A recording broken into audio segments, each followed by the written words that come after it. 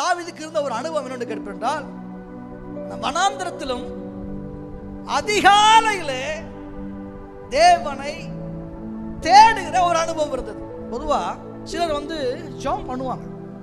எப்படி ஜெபம் பண்ணுவாங்கன்னா, அன்றைக்கு அவங்க வேலையெல்லாம் முடிச்சிடணும்.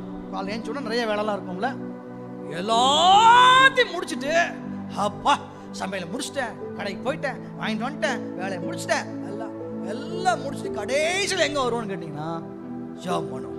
எல்லாம் முடிச்சதுக்கு அப்புறம் நீங்க ஆண்டவர் சமூகத்துக்கு வரலான்னு நினைச்சீங்கன்னா அன்னைக்கு நாளே முடிஞ்சு போயிடும். நான் சொல்லட்டுமா, எல்லாத்தையும் முடிக்கிறதுக்கு உங்களுக்கு யார் வேண்டும்னா, எனக்கு யார் வேண்டும்னா, நமக்கு ஆண்டவர் வேண்டும். உங்க பிரச்சனைக்கு மத்தியில நம்ம செய்ய வேண்டிய ஒரு காரியம், அதுல நீங்க மூழ்கி போகாம இருக்கணும், அது உங்களை முடிக்காம இருக்கணும்னா உங்களுக்கு ஒரு உரிமை இருக்கணும். தேவனே, நீர் என்னுடைய தேவன், நான் அதிகாலமே உம்மை தேடுகிறேன்.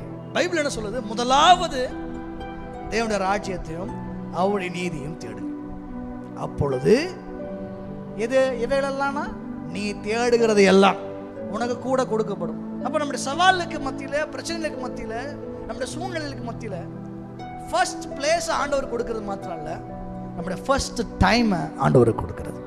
ஆண்டவர் இஸ்ரவேல் ஜனங்களுக்கு மன்னாவை அதிகாலை தோறும் அவங்க எடுத்துக்கொள்ளும்படி தேவன் செய்தார். அப்படியே பனி படர்ந்திருக்கும், அந்த பனிக்கு உள்ள மண்ணா இருக்கும்.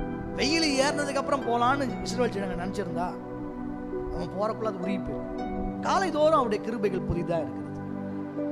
நான் ஒரு என்கரேஜ் பண்றேன், நீங்கள் விழித்த உடனே, நான் விழிக்கும் பொழுது உமது சாயலால் திருப்தியாவேன் அப்படின்னு சொல்ற மாதிரி உங்க ஃபர்ஸ்ட் டைமை ஆண்டவருக்கு கொடுக்க நீங்க தீர்மானம் பண்ணி பாருங்க.